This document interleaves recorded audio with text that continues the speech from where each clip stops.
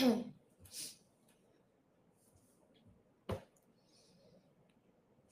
everyone. Hello Ji. Long time no see. A very very good morning to all of you. Please confirm that I'm clearly audible and visible ताकि हम लोग हमारी आज की class की शुरुआत कर सकें. हमारी तीसरी क्लास बेसिक मैथ्स के ऊपर जिसके अंदर हम लोग ग्राफ्स को कंप्लीट करने वाले हैं. जितने भी तरीके के ग्राफ्स हैं, जितने भी तरीके के ग्राफिकल क्वेश्चंस तुम लोग इस उस बुक में देखते हो, वो जिस भी नॉलेज के ऊपर बेस्ड है उसको कंप्लीट करेंगे. और फिर मैं तुम लोगों को ज्योमेट्रिक प्रोग्रेशन भी करवाऊंगी, क्योंकि ये एक ऐसा बेसिक मैथमेटिकल टूल है, मुझे एकदम से याद आया, जहाँ से क्वेश्चंस बनते हैं इलेक्ट्रोस्टैटिक्स के, है ना. हाउ एम आई, मेरा गला तुम देख पा रहे हो? Very very better, very very better. पता नहीं क्या एकदम से ऐसा मेरे साथ हो जाता है कि अगर मैं सर्दी में ज्यादा हीरोइन बनूं ना, तो फिर वो 4-5 दिन के लिए मेरे फिर अगले दिन बिल्कुल खराब हो जाते हैं.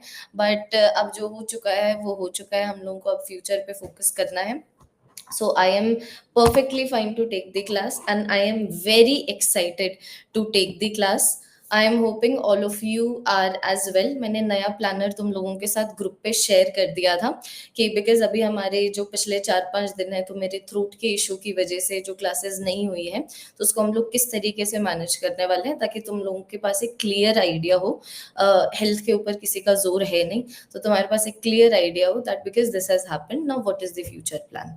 और इसी मेंटालिटी से हम लोगों को आगे भी चलना है. ठीक है.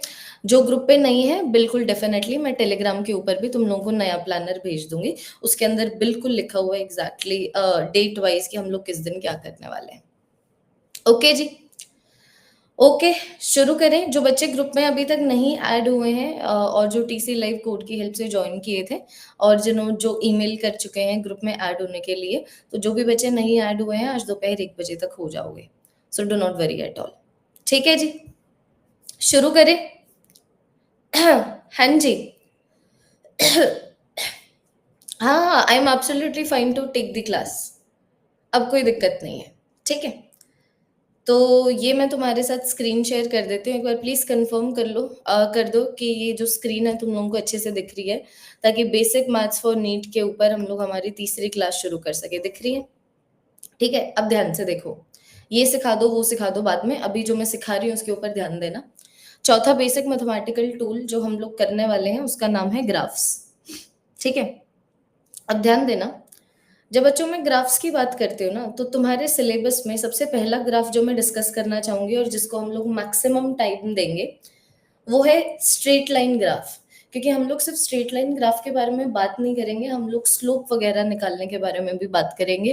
क्योंकि ये अब जो ग्राफिकल नॉलेज है या फिर स्लोप का जो सिग्निफिकेंस है, तो हमें फिजिक्स के हर चैप्टर में दिख जाएगा. तो पहला मेरे पास टॉपिक आ जाता है स्ट्रेट लाइन ग्राफ. ठीक है. अब जो नॉलेज तुम्हारे पास ऑलरेडी होगी वो ये है कि अगर मान लो फॉर एग्जांपल मैं इक्वेशन की बात करूं कि भाई स्ट्रेट लाइन ग्राफ की इक्वेशन क्या है, तो ये तुम्हें पता होगा, it is y is equal to M x plus c. एक बार जरा सा देखो, ये स्ट्रेट लाइन ग्राफ की इक्वेशन है. जब तक टॉपिक ना खत्म हो मान के चलना कि अभी 100% अंडरस्टैंडिंग हो ही नहीं सकती. तो ये हमारी स्ट्रेट लाइन ग्राफ की इक्वेशन है, जहां पर x मतलब वो फिजिकल क्वांटिटी जो x एक्सिस पे हम लोगों ने प्लॉट की हुई है, y मतलब वो फिजिकल क्वांटिटी जो हम लोगों ने y एक्सिस पे प्लॉट की हुई है. अगर मैं m की बात करूं तो m ही हमारा स्लोप है. ग्राफ का स्लोप जो tan थीटा से भी दिया जाता है, बट ये tan थीटा के बारे में हम लोग बाद में बात करेंगे.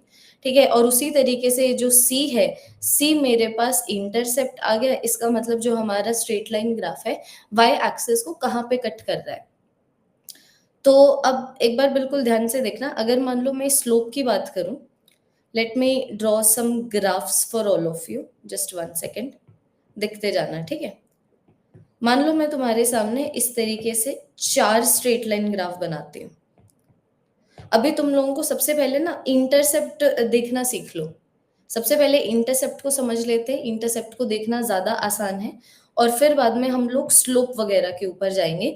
ये हो गई हमारे पास स्ट्रेट लाइन ग्राफ इक्वेशन. फिर एक रे ऑप्टिक्स का क्वेश्चन करवाऊंगी जो यहीं से बनता है. सारा ध्यान स्क्रीन के ऊपर. कोई डाउट्स अभी आने नहीं चाहिए, क्योंकि डाउट्स तब आएंगे जब मैंने बोल दिया और तुम्हें समझ ना आया हो. अभी बोलना शुरू किया है. जब तक 2 ना लिखा आ जाए, तुम लोग 1 को सीख ही रहे हो. तो देखना, ऐसे भी हो सकता है कि भई ये जो मेरे पास स्ट्रेट लाइन ग्राफ है वो इस तरीके से हो, ऐसा भी हो सकता है स्ट्रेट लाइन ग्राफ ऐसे हो, ऐसा भी हो सकता है स्ट्रेट लाइन ग्राफ ऐसे हो, ऐसा भी हो सकता है स्ट्रेट लाइन ग्राफ ऐसे हो। तो अभी हम लोग फोकस कर रहे हैं सिर्फ और सिर्फ इंटरसेप्ट के ऊपर। तो इंटरसेप्ट क्या है? इंटरसेप्ट वो वाला पॉइंट है वाई एक्सिस में। इंटरसेप्ट वो पॉइंट है वाई एक्सिस में जहां पर स्ट्रेट लाइन ग्राफ कट कर रहा है। तो पहले वाले सिनारियो की बात करूं तो इंटरसेप्ट ये आ गया बाबा, ये देखो ये है इंटरसेप्ट। दूसरे वाले सिनारियो में straight line graph Y axis को यहां पर कट कर रहा है, तो ये मेरे पास इंटरसेप्ट आ गया। तीसरे सिनारियो में straight line graph Y axis को यहां पर कट कर रहा है, तो ये इंटरसेप्ट आ गया। चौथे वाले सिनारियो में जो स्ट्रेट लाइन ग्राफ है वो वाई एक्सिस को, अच्छा स्क्रीन नहीं दिख रही, ओके ओके ओके, अभी शेयर कर देती हूँ। कोई दिक्कत की बात नहीं है, दोबारा से बता देती हूँ। तो मैं तुम्हें कह रही थी कि ये हमारी स्ट्रेट लाइन ग्राफ इक्वेशन है। एम स्लोप सिग्निफाई करता है, उस पर भी बात करेंगे। सी इंटरसेप्ट सिग्निफाई करता है। तो इंटरसेप्ट का डिस्कशन हम लोग सबसे पहले कर सकते हैं क्योंकि बहुत इजी है ये समझना। इंटरसेप्ट वो पॉइंट है वाई एक्सिस पे जहां पर स्ट्रेट लाइन ग्राफ उसको कट करती है। तो straight line graph Y axis को जहां पर भी कट कर रही है वो इंटरसेप्ट है। जैसे कि यहाँ पर ये इंटरसेप्ट आ गया, देखो यहाँ पर ये इंटरसेप्ट आ गया। Straight line graph Y axis को यहाँ पर कट कर रहा है, ये इंटरसेप्ट आ गया। Straight line graph Y axis को यहाँ पर कट कर रहा है, तो ये इंटरसेप्ट आ गया। इंटरसेप्ट समझने में कोई दिक्कत तो नहीं? अभी पहले सिर्फ जान लो। अब तो स्क्रीन शो हो रही थी, येस और नो? इंटरसेप्ट वेरी इजी कि straight line graph Y axis को जहां पर भी कट कर रहा है वो हमारा इंटरसेप्ट है। तो अब मान लो, अब अगर मैं एक्चुअली में जो जानने वाली चीज है अगर मैं उसके ऊपर फोकस करूं, ठीक है, ये हम लोगों ने ग्राफ्स कुछ बनाए to understand intercept, to understand intercept, कि इंटरसेप्ट वो पॉइंट है जहां पर straight line graph Y axis को कट करता है। अब मैं आ जाती हूँ बच्चों स्लोप के ऊपर, ठीक है। अब जरा सा स्लोप को समझते हैं, understanding slope. Understanding slope, slope जिसको हम लोग यहाँ पर एम से भी सिग्निफाई करते हैं, जो टैन थीटा के इक्वल टू भी होता है, लेकिन क्या है थीटा वो अभी बाद में जानते हैं, पहले एक बार सिर्फ स्लोप को समझते हैं। देखना, थीटा भी क्या है वो भी मैं तुम लोगों को समझाती हूँ। दोबारा से मैं ऐसा करती हूँ, 4 स्ट्रेट लाइन ग्राफ बनाऊंगी। अब समझो, एम मेरे पास क्या है? एम स्लोप है। थीटा जो है ना बच्चों, थीटा मेरे पास स्लोप एंगल है, स्लोप एंगल है। स्लोप एंगल कौन से दो लाइंस के बीच में है? एक तो पॉजिटिव एक्स एक्सिस के बीच में और एक स्ट्रेट लाइन ग्राफ के बीच में, और एक स्ट्रेट लाइन ग्राफ के बीच में। समझते हैं इसको। यहाँ पर एक बार ये ग्राफ बनाती हूँ, ठीक है, एक बार ये ग्राफ बनाती हूँ, फिर मैं ऐसा करती हूँ, ये वाला ग्राफ बनाती हूँ, फिर ये वाला ग्राफ बनाती हूँ, फिर ये वाला ग्राफ बनाती हूँ। सेम ग्राफ जो यहाँ पर बनाए थे सिमिलर ग्राफ्स की हेल्प से। अब एक बार जरा सा स्लोप को सीखते हैं। तो तुम्हें कभी भी स्लोप निकालनी हो तो स्लोप निकालने के लिए तुम्हारे पास स्लोप एंगल होना चाहिए। वैसे स्लोप का क्या सिग्निफिकेंस है ना? स्लोप का सिग्निफिकेंस है कि वाई एक्सिस की क्वांटिटी कैसे चेंज होती है अगर मैं एक्स एक्सिस की क्वांटिटी को चेंज करूं। इसीलिए इसकी एक और इक्वेशन भी आती है, ये भी मैं लिख देती हूँ। इसीलिए इसकी एक और इक्वेशन भी आती है dy बाई डी एक्स। लेकिन बिकॉज अब मैं बहुत सारी चीजों के बारे में एक साथ नहीं डिस्कशन करना चाहती, इसलिए अभी स्लोप को पहले ऐसे समझते हैं, फिर स्लोप को ऐसे समझेंगे। पहले एक बार मैथमेटिकली स्लोप निकालना सीख लेते हैं। तो कभी भी स्ट्रेट लाइन ग्राफ हो, ठीक है, और तुम्हें उसका स्लोप निकालना हो, तो तुम क्या करो, तुम देखो कि ये जो हमारे पास स्ट्रेट लाइन ग्राफ है वो पॉजिटिव एक्स एक्सिस के साथ कितना छोटा एंगल बना रहा है। अगर तुम ऐसा करोगे तो तुम्हारे पास स्लोप एंगल निकल आएगा। जैसे कि यहाँ पर ये है स्लोप एंगल। अब मुझे अच्छे से पता है कि अगर मान लो थीटा की जो वैल्यू है अगर 90 डिग्री से छोटी है ना, तो tan थीटा की वैल्यू पॉजिटिव आ जाएगी, इसका मतलब स्लोप की वैल्यू पॉजिटिव आ जाएगी। अभी सिर्फ मैथमेटिकल सेंस में समझो। और अगर मान लो यही स्लोप एंगल की वैल्यू 90 डिग्री से ज्यादा है, तो फिर बाद में हमारे पास tan थीटा की वैल्यू नेगेटिव आ जाएगी। यही थीटा की वैल्यू अगर जीरो है तो tan जीरो कितना होता है, जीरो होता है, tan थीटा की वैल्यू जीरो आ जाएगी। और यही थीटा की वैल्यू अगर 90 डिग्री है तो tan ऑफ 90 डिग्री इन्फाइनाइट होता है, मतलब स्लोप की वैल्यू इन्फाइनाइट आ जाएगी। जैसे कि यहाँ पर देखना, मैंने देखा कि मेरे पास जो स्ट्रेट लाइन ग्राफ है पॉजिटिव एक्स एक्सिस के साथ एक्यूट एंगल बना रहा है, तो ये स्लोप एंगल हो गया। तो tan of acute angle is always positive ना, तो मैं यहाँ पर अब से पॉजिटिव नेगेटिव पे फोकस कर रही हूँ। मुझे पता लग गया इस सिनेरियो में स्लोप की वैल्यू पॉजिटिव है। दूसरे वाले सिनेरियो में देखो, ये स्ट्रेट लाइन ग्राफ है, ये पॉजिटिव एक्स एक्सिस है ना। तो तुम क्या, चलो अब तुम क्या करोगे ना, पॉजिटिव एक्स एक्सिस से हमेशा एंटी क्लॉकवाइज चलना और ग्राफ तक आना। तो मैं पॉजिटिव एक्स एक्सिस से एंटी क्लॉकवाइज चली और ग्राफ तक आई, तो मैं देख पा रही हूँ ये वाला एंगल आ रहा है, यही एंगल मेरा स्लोप एंगल है। तो सिंस यहाँ पर स्लोप एंगल ऑब्ट्यूज है, तो tan थीटा की वैल्यू नेगेटिव आएगी, स्लोप की वैल्यू नेगेटिव आएगी। तीसरे सिनेरियो में तुम लोग देखो तो ये ग्राफ है, ये पॉजिटिव एक्स एक्सिस है, दोनों के बीच में कोई एंगल नहीं है। तो मैं यहाँ पर देख पा रही हूँ कि यहाँ पर स्लोप एंगल की वैल्यू जीरो है। इसका मतलब स्लोप की वैल्यू कितनी होगी, स्लोप की वैल्यू आ गई tan of 0 degree, tan of 0 degree zero होता है। तीसरे सिनेरियो में मैं देख पा रही हूँ मेरे पास ये ग्राफ है, स्लोप के ऊपर डिस्कशन अभी सिर्फ शुरू हुआ है, ठीक है। मैं देख पा रही हूँ ये मेरे पास ग्राफ है, ये पॉजिटिव एक्स एक्सिस है। तो पॉजिटिव एक्स एक्सिस से अगर मैं ऐसे एंटी क्लॉकवाइज चलती हूँ तो मैं देख पा रही हूँ कि यहाँ पर जो एंगल बना रहा है ग्राफ पॉजिटिव एक्स एक्सिस के साथ वो 90 डिग्री है, स्लोप एंगल मेरे पास 90 डिग्री आ गया, तो स्लोप की वैल्यू मेरे पास इनफाइनाइट हो गई। तुम्हें क्या ये समझ आया स्ट्रेट लाइन ग्राफ के लिए स्लोप कैसे देखते हैं? हम डिस्कस करेंगे हम लोग tan थीटा क्यों लेते हैं, sin थीटा नहीं लेते, क्यों नहीं लेते, cos थीटा क्यों नहीं लेते, डिस्कस करेंगे क्योंकि कंसेप्चुअल क्वेश्चन है। अभी एक बार बस ये देखो कि अगर मैं बोलूं slope is equal to tan theta, है ना, अगर मैं बोलूं slope is equal to tan theta, तो किस तरीके से हम लोग मैथमेटिकली स्लोप एंगल देखते हैं और किस तरीके से फिर स्लोप एंगल की हेल्प से tan थीटा की हेल्प से हम लोग स्लोप को निकालते हैं। तो तुम्हें क्या करना है, एक और बार रिपीट कर रही हूँ, तुम्हें सबसे पहले पॉजिटिव एक्स एक्सिस देखनी है, फिर ऐसे एंटी क्लॉकवाइज चलना है जब तक ग्राफ नहीं आता। ये आ गया स्लोप एंगल, ये रहा positive X axis, anti clockwise चलना है जब तक ग्राफ नहीं आता, ये रहा स्लोप एंगल। ये रहा एक्स एक्सिस, एंटी क्लॉकवाइज चलना है जब तक ग्राफ नहीं आता, ये आ गया स्लोप एंगल। ये रहा positive X axis, anti clockwise चलना है जब तक हमारा ग्राफ नहीं आता, स्लोप एंगल की वैल्यू होगी 90 डिग्री। ठीक है, हाँ जी। एक बार जरा सा देखिए, लिखो एक बार, अब ये दोनों चीजें लिखो। पहले तो ये नोट कर लो, जिन जिन बच्चों ने अभी तक ये वाला सेक्शन नोट नहीं किया, प्लीज नोट।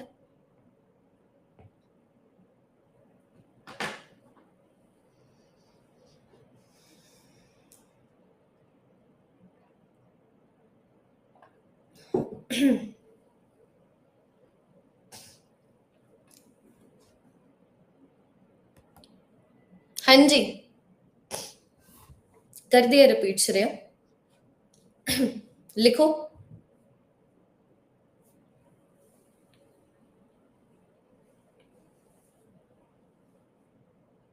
जब तक टॉपिक ना खत्म हो बिल्कुल चू नहीं करनी है कि ये कर दो वो कर दो। अगर तुम्हें लगे टॉपिक खत्म हो चुका है और अब तक दी ने ये नहीं किया है तब बोलोगे। अभी के लिए सिर्फ जो मैं करवा रही हूँ वो करो और लिखो।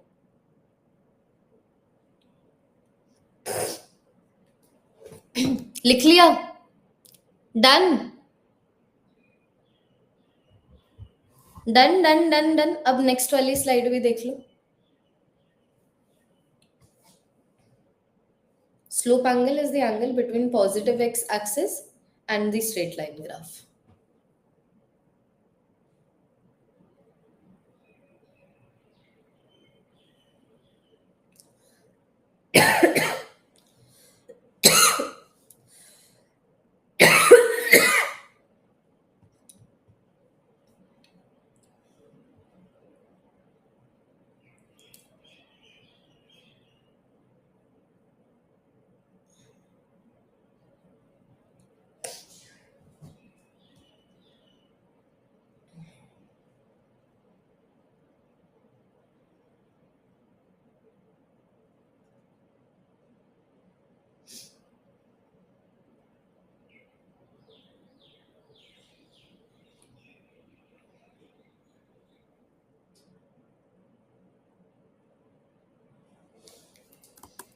Done, done. अब देखना, ठीक है। अब ये स्लोप को हम लोगों ने यहाँ पर थोड़ा सा मैथमेटिकली समझा। हम लोगों ने स्लोप एंगल निकालना सीखा और हमने ये देखा कि tan ऑफ स्लोप एंगल हम लोगों को स्लोप दे देता है। अब हम लोग थोड़ा सा कंसेप्चुअल अंडरस्टैंडिंग पे चलेंगे। Just 1 second.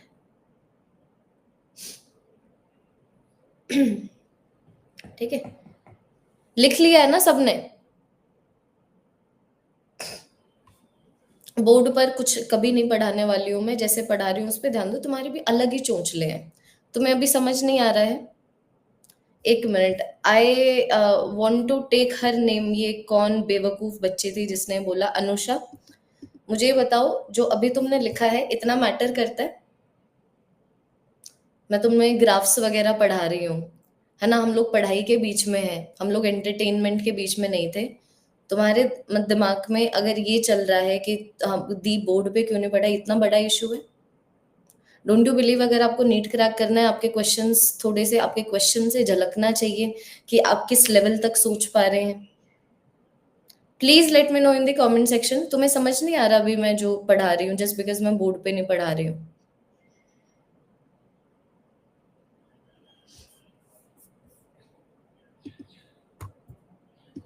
चलो, answer this. Does it matter मैं कैसे पढ़ा रही हूँ, एज लॉन्ग एज मैं पढ़ा रही हूँ?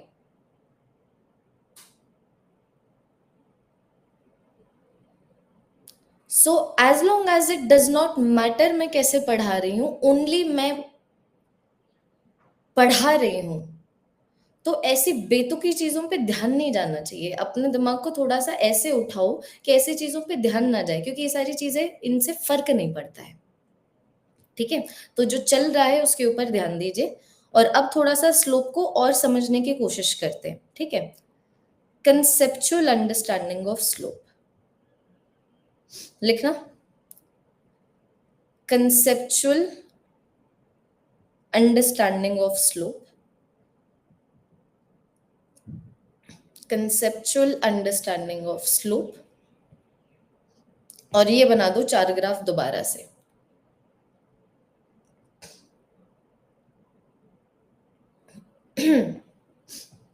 पहले ये बना दो, फिर सुनने पे फोकस करना, और फिर बाद में इसमें यहाँ पर मैं जो कुछ भी अपडेट करूंगी वो दोबारा से अपडेट कर लेना।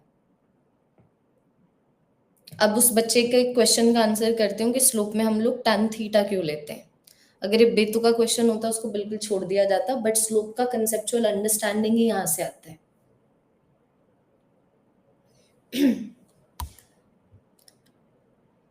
बनाओ बच्चों, ग्राफ बनाओ फटाफट से।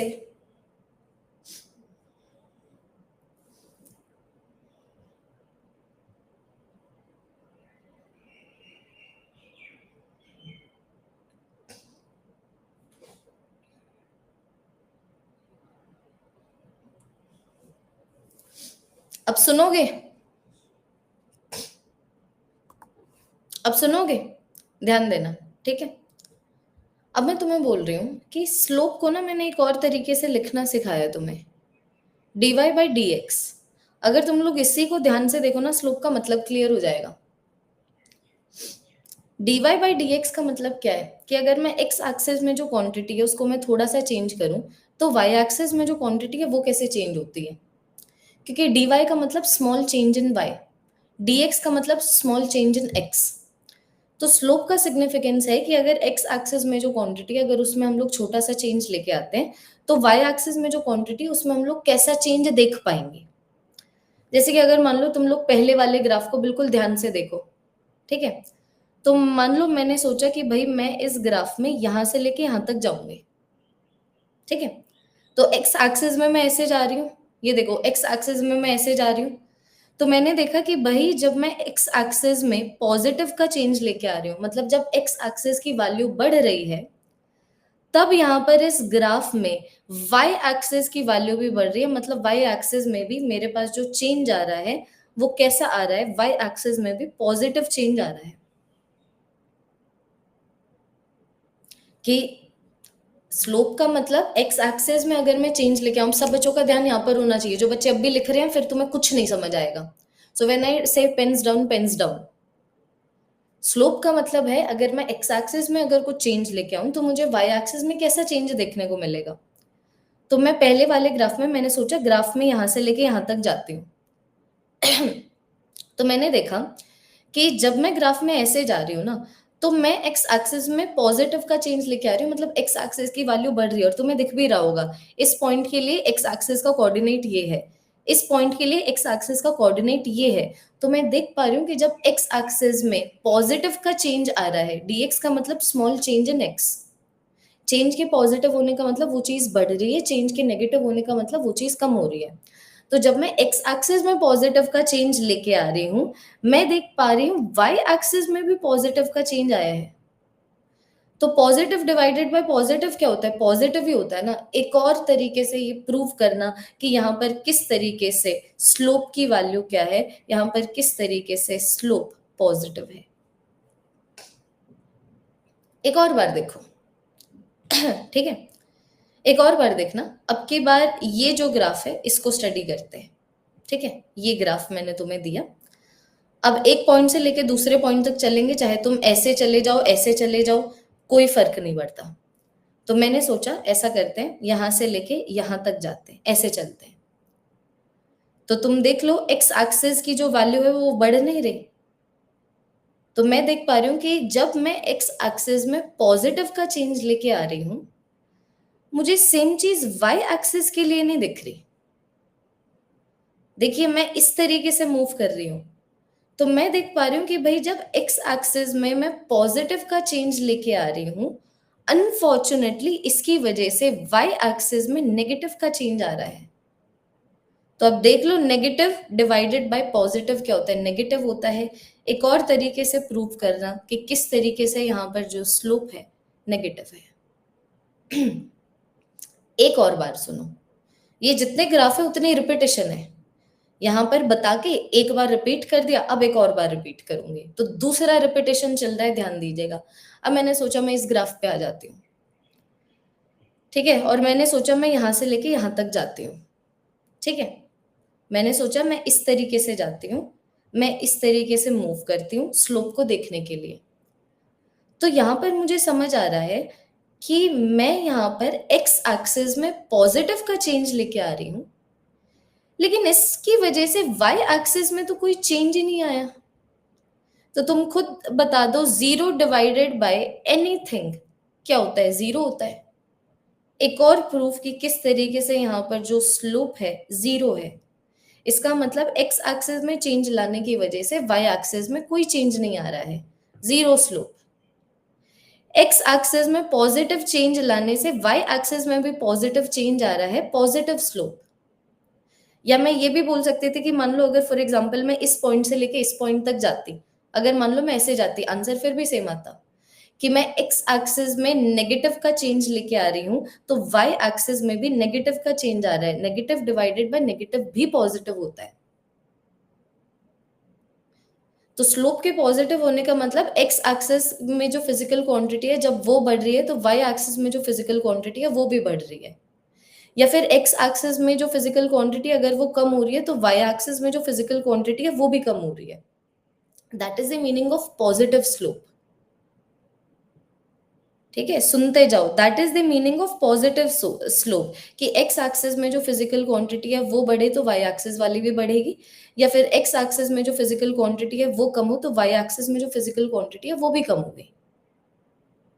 फिर दूसरी सिनारियो में हमने देखा कि जब एक्स एक्सिस में जो फिजिकल क्वांटिटी है अगर वो बढ़े, तो उसकी वजह से वाई एक्सिस में जो फिजिकल क्वांटिटी है वो कम हो रही है।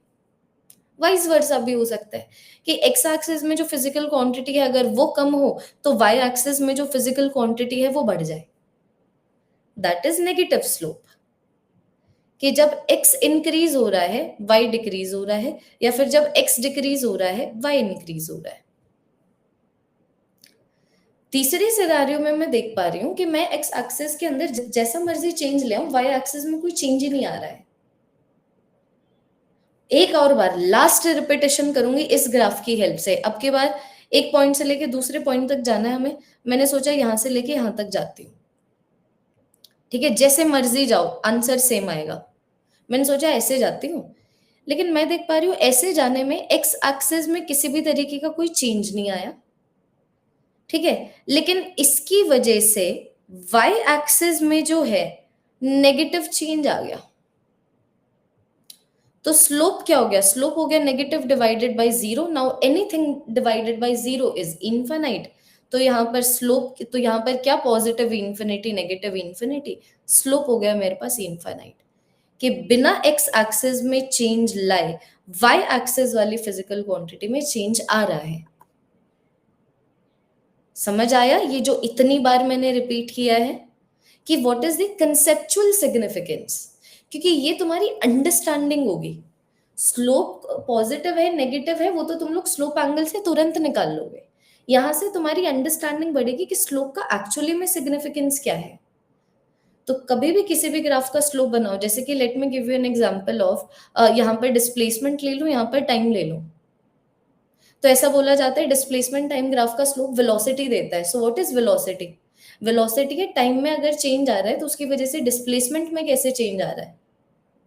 तो अगर टाइम में चेंज आने की वजह से डिस्प्लेसमेंट में पॉजिटिव चेंज आ रहा है, वेलोसिटी पॉजिटिव है। अगर टाइम में चेंज आने की वजह से डिस्प्लेसमेंट में नेगेटिव चेंज आ रहा है, वेलोसिटी नेगेटिव है। What is velocity? dx by dt ना, मतलब क्या कि टाइम के साथ डिस्प्लेसमेंट कैसे चेंज हो रहा है। तो स्लोप होता है एक्स एक्सिस में जो फिजिकल क्वांटिटी है वो चेंज हो, तो वाई एक्सिस में जो फिजिकल क्वांटिटी है उसमें किस तरीके उसमें किस तरीके का चेंज आएगा। Anything divided by zero is infinity. चाहे नेगेटिव को जीरो से आप डिवाइड कर दो बच्चा, या पॉजिटिव को जीरो से डिवाइड कर दो, तुम्हें पॉजिटिव इन्फिनिटी नेगेटिव इन्फिनिटी पे नहीं जाना है, स्लोप के इनफाइनाइट होने का सिग्निफिकेंस समझना है। अब एक बार ये लिखो, अभी स्लोप खत्म नहीं हुआ है, शुरू हुआ है। अभी तो रेक्टेंगुलर हाइपरबोला में भी स्लोप आएगा, पैराबोला में भी स्लोप आएगा। अभी तो यहाँ पर हम लोगों ने स्लोप को सिर्फ समझने की शुरुआत की है। लिखिए,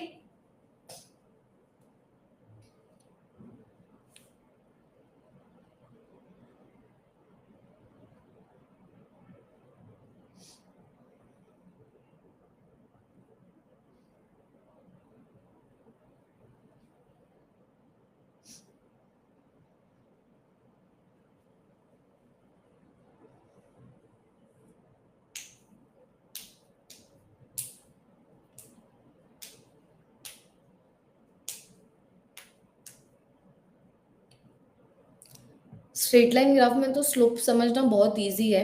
इसका असली एप्लीकेशन और जो असली अंडरस्टैंडिंग है ना तब आएगा जब हम इसको पैराबोला रेक्टेंगुलर हाइपरबोला में करेंगे। कुछ नया नहीं है, बस वहां पर रिपीटेशन उस कदर की हो जाएगी।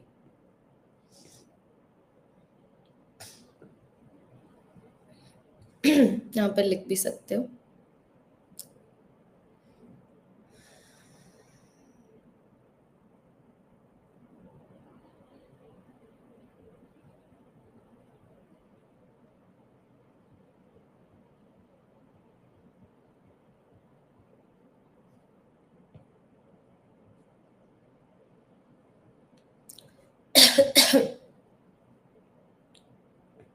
ओ यार बहुत ही अच्छा लग रहा है क्लास लेके।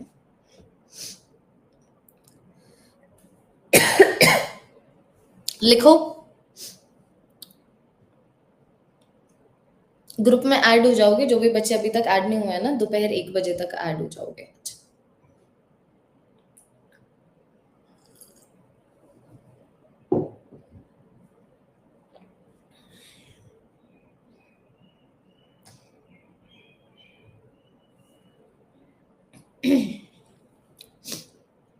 Done done. अब देखो, क्वेश्चंस कभी भी क्लास में मत नोट करना, सिर्फ ये जो नोट मेकिंग हम लोग कर रहे हैं वो आप क्लास में नोट करोगे। क्वेश्चन के लिए जगह छोड़ देना अगर वो क्वेश्चन नोट करना है तुम्हें। अब क्वेश्चन जब मैं करवाऊँ सारा ध्यान स्क्रीन के ऊपर, ठीक है? तब ये प्रीवियस ईयर क्वेश्चन हो गया। मुझे ये बताओ कि अगर यहाँ पर डिस्प्लेसमेंट है और यहाँ पर टाइम है, और चाहे तुम नीट के लिए अभी तक पढ़े हो नहीं पढ़े हो, मुझे पता है तुम्हें पता है कि velocity, that the slope of displacement time graph gives you velocity. तो मैंने तुम्हें ये वाला ग्राफ दे दिया ए के लिए, where this angle is equal to 60 degree. मैंने ये वाला ग्राफ दे दिया बी के लिए, where this angle is equal to 15 degree. अब आप मुझे ये बताइए अब तो मुझे ये बताओ, what is the ratio of velocity of A by velocity of B? अभी हमारी फिजिक्स शुरू नहीं हुई है। जब फिजिक्स में हम लोग ऐसे क्वेश्चन करेंगे, पूरे स्टेटमेंट बेस्ड क्वेश्चन करवाऊंगी। स्टेटमेंट तुम्हारे आगे लिखी होगी, सिंपल लैंग्वेज में, मीडियम लैंग्वेज में, डिफिकल्ट लैंग्वेज में। अभी हम सिर्फ बेसिक मैथ्स कर रहे हैं, इसलिए मैं तुम्हारे सामने क्वेश्चन बना सकती हूँ। तो ये प्रीवियस ईयर क्वेश्चन मुझे बताओ कि ए की वेलोसिटी और बी की वेलोसिटी में क्या रेशियो है। अगर मैं तुम्हें बोलूं that slope of displacement time graph gives you velocity, so white में जो लिखा है फिजिक्स है। मैं नहीं एक्सपेक्ट करती तुम्हें अभी फिजिक्स आए, तो मैंने खुद से बता दिया, slope of displacement time graph gives you velocity. Velocity जिसको हम लोग v से सिग्निफाई करते हैं। दिस इज द फिजिक्स, है ना। तो अब हमें पता लग गया ना, देखो स्लोप का सिग्निफिकेंस तो पता लग गया। मैथमेटिकली स्लोप बहुत ही ज्यादा इजी है। तो अगर मैं ए की बात करूं तो मैं देख पा रही हूँ पॉजिटिव एक्स एक्सिस के साथ ये वाला जो ग्राफ है 60 डिग्री का एंगल बना रहा है, तो पहले वाले का स्लोप एंगल हो गया 60 डिग्री। तो वी ए की वैल्यू हो गई कितनी, tan ऑफ 60 डिग्री। वैसे अगर मैं बी की बात करूं तो मैं देख पा रही हूँ बी वाला जो ग्राफ है पॉजिटिव एक्स एक्सिस के साथ 45 डिग्री का एंगल बना रहा है। तो मैं बोल सकती हूँ कि बी के सिनेरियो में स्लोप एंगल है 45 डिग्री, तो बी की वेलोसिटी होगी मेरे पास tan ऑफ 45 डिग्री। और अब अगर तुम दोनों इसको डिवाइड कर दो, क्योंकि तुम्हें क्वेश्चन बोल रहा है इसको डिवाइड कर दो, तो तुम्हारे पास आ जाएगा V A by V B is equal to √3/1। Make sense? हाँ जी, एक बार जरा सा देखिए, should make sense to you, ठीक है। तो ये हो गया हमारा स्ट्रेट लाइन ग्राफ, जिसमें हम लोगों ने देखा कि इंटरसेप्ट वो पॉइंट है जहां पर straight line graph Y axis को कट कर रहा है। स्लोप का सिग्निफिकेंस हम लोगों ने बढ़ लिया, बट पिक्चर अभी बाकी है मेरे दोस्त। अब हम लोग क्या करेंगे, अब हम लोग चलेंगे ग्राफ 2 के ऊपर और फिर स्लोप्स के ऊपर और डिस्कशन करेंगे। तो यहाँ पर आ जाता है मेरे पास ग्राफ नंबर 2। क्वेश्चंस वगैरह बाद में नोट करोगे, चाहे तुम्हें सारे क्वेश्चंस नोट करने हो तुम्हारी मर्जी है, लेकिन क्लास के बाद मेरे साथ सिर्फ नोट मेकिंग करोगे। सेकंड आ जाता है अब मेरे पास रेक्टेंगुलर हाइपरबोला। दूसरे तरीके का ग्राफ मेरे पास आ गया, रेक्टेंगुलर हाइपरबोला। तो बेसिकली ग्राफ है क्या? ग्राफ होता है कि दुनिया में बहुत सारी फिजिकल क्वांटिटीज है, दुनिया में बहुत सारे रिलेशनशिप्स हैं दो फिजिकल क्वांटिटीज के बीच में। तो किन्हीं भी दो फिजिकल क्वांटिटीज के बीच में कैसा रिलेशनशिप है, अगर मुझे उसको डायग्रामेटिकली नंबर्स के साथ अगर बताना हो, वो ग्राफ होता है। वो क्या होता है? वो ग्राफ होता है। तो मैं देख पा रही हूँ कि भाई जब मेरे पास ये वाली इक्वेशन सेटिस्फाई हो, मतलब जब y directly proportional to x हो, है ना, तब मेरे पास स्ट्रेट लाइन ग्राफ आ जाता है। लेकिन मान लो अगर फॉर एग्जांपल मेरे पास एक ऐसी इक्वेशन है जहां पर y inversely proportional to x है, तब रेक्टेंगुलर हाइपरबोला बनता है। Let me give you an example. चाहे तुम्हें इक्वेशन पता हो ना पता हो, मैं एक इक्वेशन लिख रही हूँ, ठीक है। तो ग्रेविटेशनल पोटेंशियल की वैल्यू होती है -g capital M divided by distance. मैंने तुम्हें बोला इन दोनों के बीच में ग्राफ प्लॉट करो, तो तुम्हें इक्वेशन को देख के पता लग रहा है ना कि मुझे जिन दो फिजिकल क्वांटिटीज के बीच में ग्राफ प्लॉट करना है, वो सिंगल पावर पे इनवर्सली वेरी कर रही है, चाहे डबल पावर पे इनवर्सली वेरी करे, कोई दिक्कत नहीं है। तो अब फिर बाद में जब मैं ग्राफ बनाऊंगी उन दोनों फिजिकल क्वांटिटी के बीच में जो इनवर्सली वेरी कर रही है, तब रेक्टेंगुलर हाइपरबोला आता है। लेट मी राइट वन मोर इक्वेशन।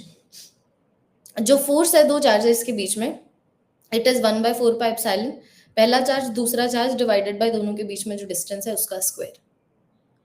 मैंने तुम्हें बोला फोर्स और डिस्टेंस के बीच में ग्राफ बनाओ, ठीक है, फोर्स और डिस्टेंस के बीच में ग्राफ बनाओ।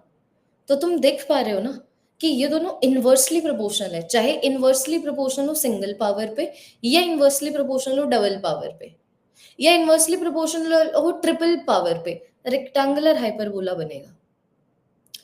तो रेक्टेंगुलर हाइपरबोला तब बनता है जब y एक्सिस में जो फिजिकल क्वांटिटी है वो x एक्सिस की फिजिकल क्वांटिटी से इनवर्सली प्रोपोर्शनल हो, चाहे पॉजिटिव में इनवर्सली प्रोपोर्शनल हो, नेगेटिव में इनवर्सली प्रोपोर्शनल हो, सिंगल पावर पे इनवर्सली प्रोपोर्शनल हो, डबल पावर पे इनवर्सली प्रोपोर्शनल हो या फिर थर्ड पावर पे इनवर्सली प्रोपोर्शनल हो, कोई फर्क नहीं पड़ता। ये देखना, ये तुम्हारे पास आ गया रेक्टेंगुलर हाइपरबोला। जैसे कि देखना, रेक्टेंगुलर हाइपरबोला मैं ऐसे भी बना सकती हूँ, जब x पॉजिटिव है y पॉजिटिव है, या फिर जब x नेगेटिव है y नेगेटिव है ना।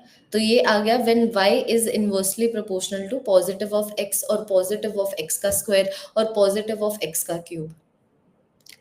लेकिन मान लो जब एक वैल्यू पॉजिटिव हो दूसरी वैल्यू नेगेटिव हो, तो ऑब्वियस सी बात है या तो वो सेकंड क्वाड्रेंट में आ जाएगा या वो चौथे क्वाड्रेंट में आ जाएगा। तो ये तब हो जाएगा when y is inversely proportional to negative of x और नेगेटिव ऑफ x का स्क्वायर और नेगेटिव ऑफ x का क्यूब। ये तो मानते हो ना, यहाँ पर y multiplied by x positive है ना, तो या तो पॉजिटिव मल्टीप्लाइड बाय पॉजिटिव होता है, negative multiplied by negative positive होता है। तो पहले क्वाड्रेंट में x भी पॉजिटिव है y भी पॉजिटिव है, थर्ड क्वाड्रेंट में y भी नेगेटिव है x भी नेगेटिव है। तो जब y is inversely proportional to positive of x, चाहे वो पॉजिटिव ऑफ x हो, पॉजिटिव ऑफ x का स्क्वायर हो, पॉजिटिव ऑफ x का क्यूब हो, तो या तो यहाँ पर ग्राफ बनेगा, यहाँ पर रेक्टेंगुलर हाइपरबोला बनेगा या यहाँ पर बनेगा। But when y is inversely proportional to negative of x, इसका मतलब अगर मैं इनको मल्टीप्लाई करूं तो नेगेटिव आ रहा है ना, तो positive multiplied by negative negative होता है, negative multiplied by positive negative होता है। तो ये या सेकंड क्वाड्रेंट में आता है चौथे क्वाड्रेंट में, क्योंकि सेकंड क्वाड्रेंट में ये पॉजिटिव है लेकिन ये नेगेटिव है, फोर्थ क्वाड्रेंट में ये पॉजिटिव है लेकिन ये नेगेटिव है। समझे? हाँ जी, एक बार जरा सा देखिए, धीरे धीरे समझो, बिल्कुल धीरे धीरे समझो, कोई दिक्कत की बात नहीं है। ये देखो, ये आया तुम्हारा रेक्टेंगुलर हाइपरबोला। ये क्या आ गया? ये तुम्हारे पास आ गया रेक्टेंगुलर हाइपरबोला। तो अगर मुझे एग्जांपल देने हो, ठीक है, तो पहला एग्जांपल मैं ऐसे दे सकती हूँ कि मैं तुम्हें बोलूं कि जो भाई जो फोर्स है ना, उसकी इक्वेशन आ गई ग्रेविटेशन कांस्टेंट, पहले वाले का मास दूसरे वाले का मास डिवाइडेड बाय डिस्टेंस का स्क्वायर। और अब मैं तुम लोगों को बोल रही हूँ कि ऐसा करो भाई, लिखने लगो। अब मैंने तुम्हें बोला कि भाई फोर्स के बीच में और डिस्टेंस के बीच में ग्राफ प्लॉट कर दो, या फिर चलो मैंने तुम्हें बोल दिया कि फोर्स के बीच में और डिस्टेंस के स्क्वायर के बीच में ग्राफ प्लॉट कर दो। तो यहां पर तुम देख पा रहे हो कि इस ग्राफ के लिए y is inversely proportional to x का स्क्वायर। लिख लो ये कि यहां पर y is inversely proportional to x का स्क्वायर, तो भी रेक्टेंगुलर हाइपरबोला बनेगा। और दूसरे वाले सिनारियो में ये y है, ये x है, तो दूसरे वाले सिनारियो में y is inversely proportional to x, तो भी रेक्टेंगुलर हाइपरबोला बनेगा। हाँ जी, एक बार जरा सा देखिए, तो भी रेक्टेंगुलर हाइपरबोला बनेगा।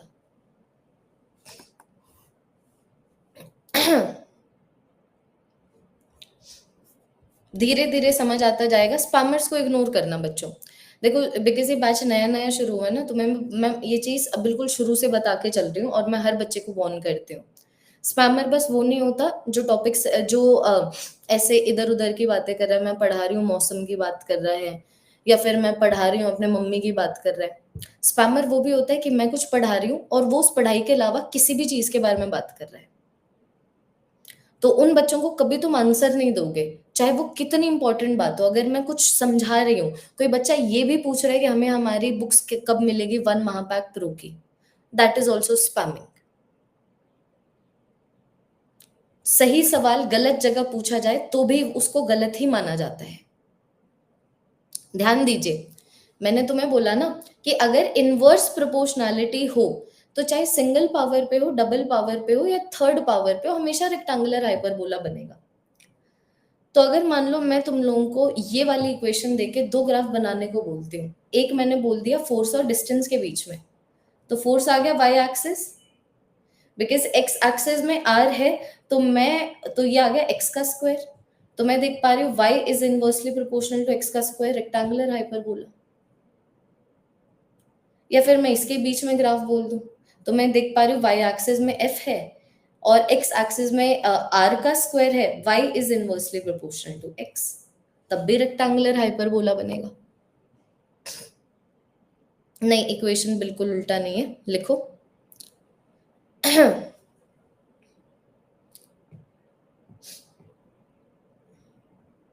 जितना हम डिस्कशन करेंगे उतना क्लियर होता जाएगा, बिल्कुल टेंशन मत लेना।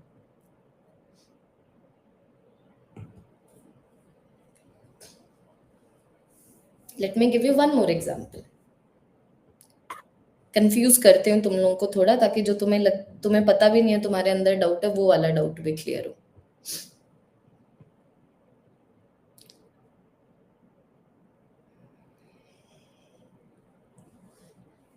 एक और बात करें।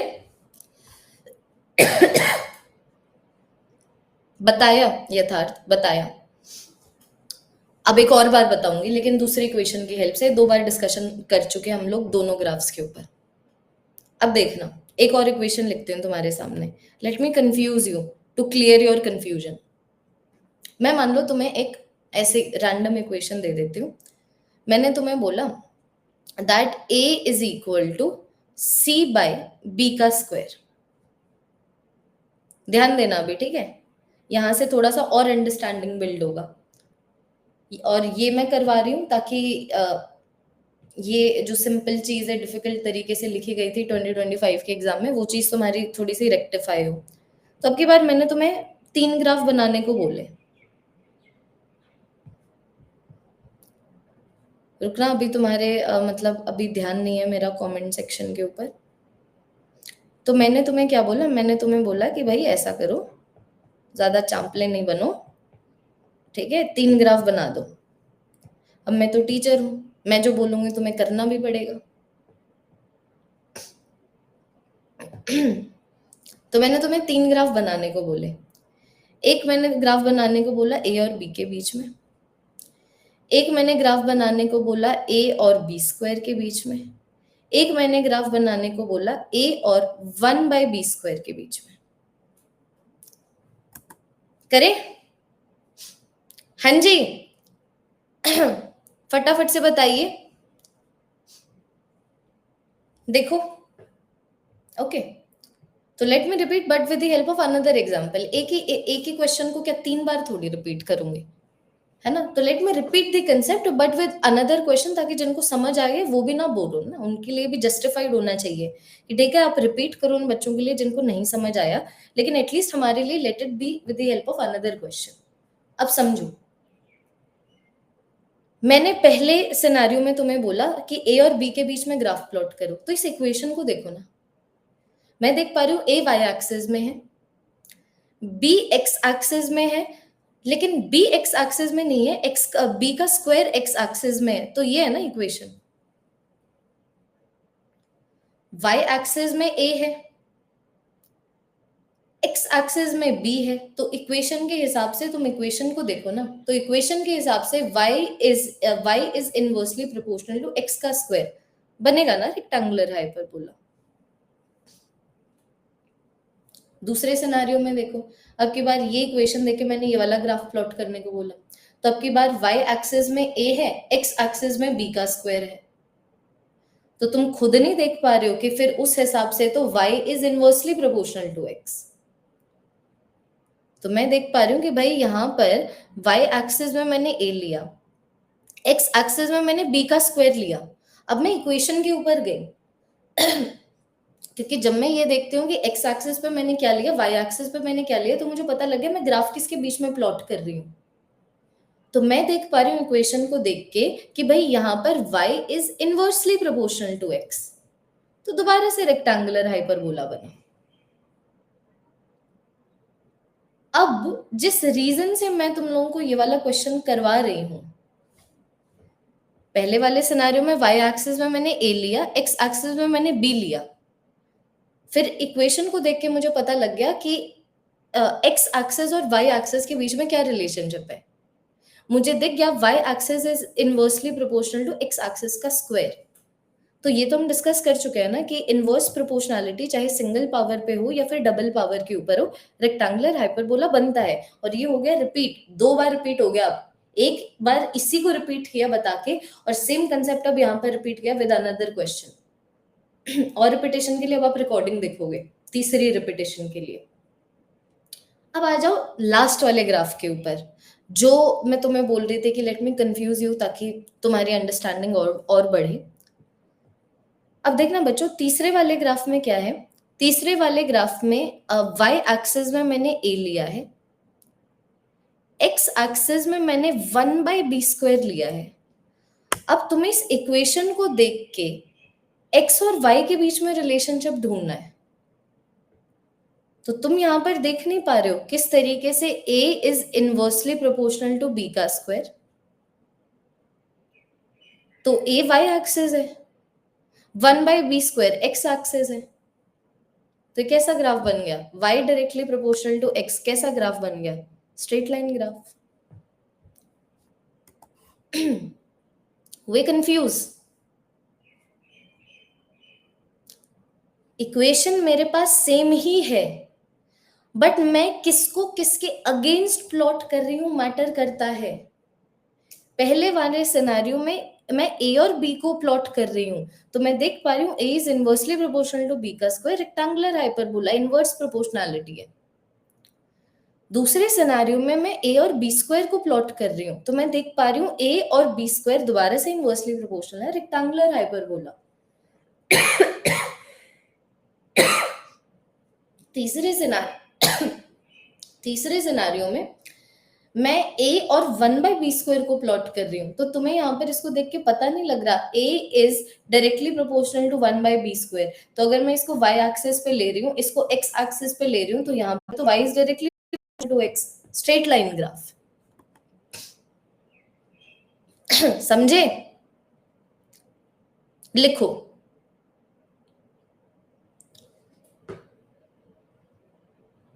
ओ, ये देखो, प्लीज नोट इट डाउन, एक बार नोट करो फिर थोड़ा सा और समझते हैं।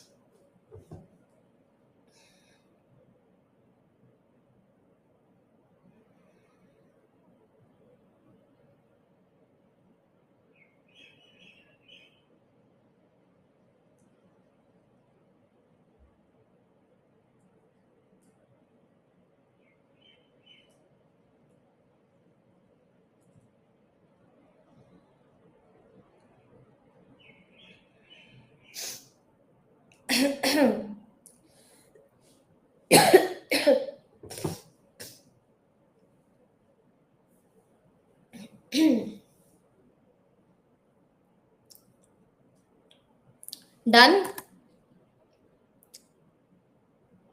हाँ जी, स्ट्रेट लाइन ग्राफ में पावर मैटर करेगा रोहन। सिंगल पावर पे प्रोपोर्शनैलिटी है तो वो तुम्हारा बन जाता है straight line graph. Double power पे प्रोपोर्शनैलिटी है तो पैराबोला बनता है, वो अभी तक हम लोगों ने किया नहीं है। थर्ड प्रोपोर्शनैलिटी डायरेक्ट पे तुम्हें, वो तुम्हारे सिलेबस में एक भी ऐसी इक्वेशन ही नहीं है। ठीक है, अब ये भी लिख लो। 5 क्वेश्चंस करवा दिए एक ही चीज के ऊपर।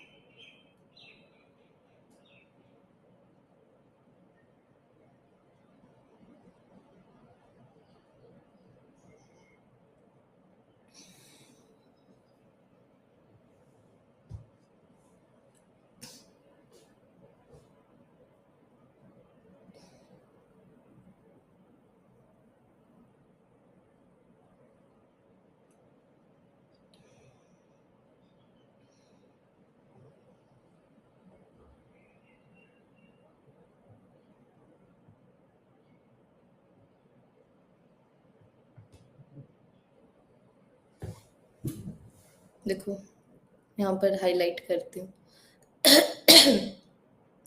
हम यहाँ पर इसको प्लॉट कर रहे हैं इसके साथ, दूसरे सिनेरियो में हम इसको प्लॉट कर रहे हैं इसके साथ, तीसरे सिनेरियो में हम इसको प्लॉट कर रहे हैं इसके साथ।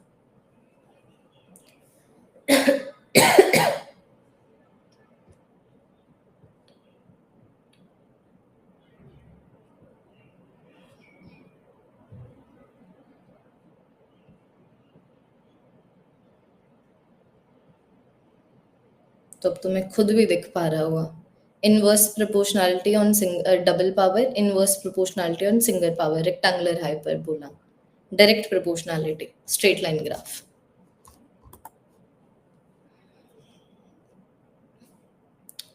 ठीक है, अब ये हो गया मेरा रेक्टेंगुलर हाइपरबोला। अब थोड़ा सा और समझते हैं, हमें समझ आ गया इनवर्स प्रोपोर्शनैलिटी पे हो चाहे सिंगल पावर पे या डबल पावर पे, रेक्टेंगुलर हाइपरबोला बनता है।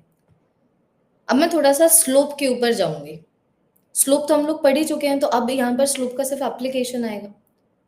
स्लोप ऑफ रेक्टेंगुलर हाइपरबोला लिखो।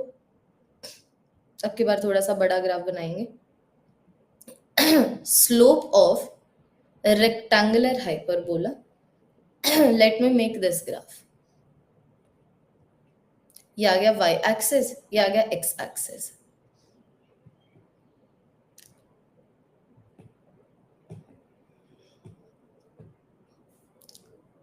ठीक है, और एक रेक्टेंगुलर हाइपरबोला बना देती हूँ। मानो ये मैंने रेक्टेंगुलर हाइपरबोला बना दिया। तो अब तुम लोगों को क्या देखने को मिलेगा ना कि देखो, अगर जब हम लोग मान लो अगर स्ट्रेट लाइन ग्राफ की बात करते हैं, तो स्ट्रेट लाइन ग्राफ तो एक लाइन है, तो चाहे मंगल है, तो मैं बोल सकती हूँ कि जब हम स्ट्रेट लाइन ग्राफ की बात करें तो ग्राफ के हर एक पॉइंट के लिए सेम स्लोप होती है। रेक्टेंगुलर हाइपरबोला में ऐसा नहीं होता। रेक्टेंगुलर हाइपरबोला में कभी भी अगर तुम लोग स्लोप निकाल रहे हो ना, तो लिखना at whatever point at whatever point at whatever point you need to calculate slope,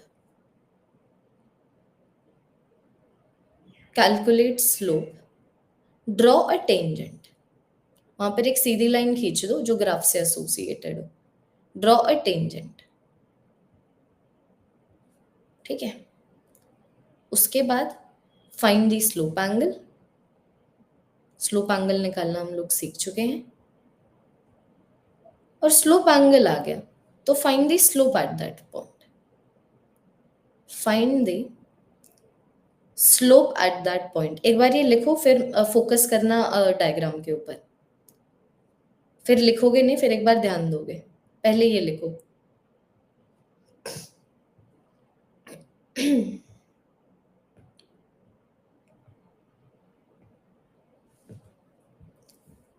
फटाफट से लिखिए। बिल्कुल अंजलि, बिल्कुल करो।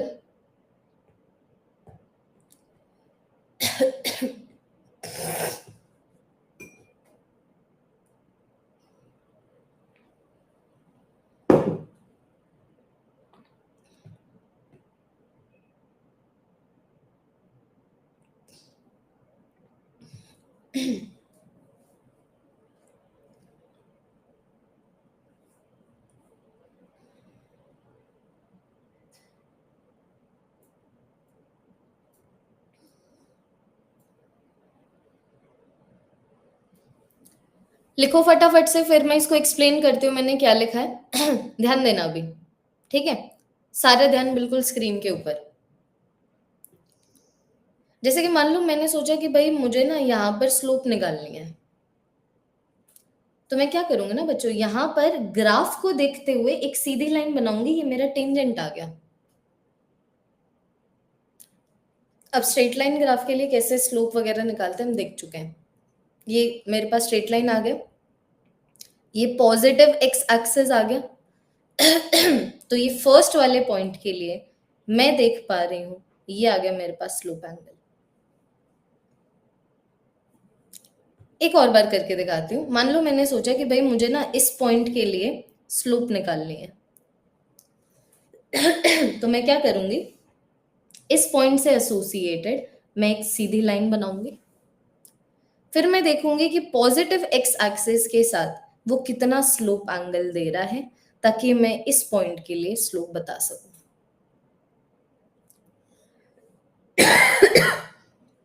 हाँ जी, हम लोग कर चुके हैं ना स्ट्रेट लाइन ग्राफ के लिए स्लोप, काफी बार कर चुके हैं। अब बात सिर्फ यहाँ पर एक्स्ट्रा इतनी है कि रेक्टेंगुलर हाइपरबोला में कहीं पे भी स्ट्रेट लाइन तो है नहीं, तो डिफरेंट डिफरेंट पॉइंट पे डिफरेंट डिफरेंट स्लोप है। यहां पर लिख भी सकते हो, slope is different, slope is different for different points, for different points of rectangular hyperbola. तो तुम्हें जिस भी पॉइंट के ऊपर स्लोप निकालना है, उस पॉइंट के ऊपर एक टेंजेंट बना दो ग्राफ को देखते हुए, और फिर उसको स्ट्रेट लाइन कंसिडर करके स्लोप निकाल लो। लिखिए,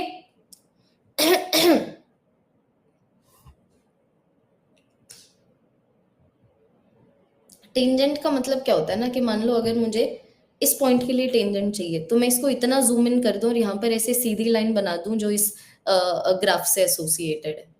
तो बस ये मैंने बड़ी लाइन बना दी। यहाँ पर एक बार स्क्रीन पे देखना, जैसे कि मान लो मैं मुझे इस पॉइंट पे स्लोप बनानी है, तो बिल्कुल जूम इन करके मैं यहाँ पर ग्राफ को कैसे स्ट्रेट लाइन की तरह बनाऊंगी, वो मेरा टेंजेंट है इस पॉइंट के लिए। That is the meaning of a tangent. मान लो मैं तुम लोगों को बोलती हूँ कि भाई ये मेरे पास एक सर्कल है, ठीक है, एक बार यहाँ पर ध्यान देना। मान लो ये सर्कल है, मैंने बोला कि तुम ना इस पॉइंट के लिए टेंजेंट बनाओ। इसका मतलब इस पॉइंट पे, इस पॉइंट को मैं जूम इन करूं तो कैसे मैं बनाऊंगी, ऐसे बनाऊंगी ना। तो ये आ गया मेरे पास टेंजेंट। लिखो अब एक बारी।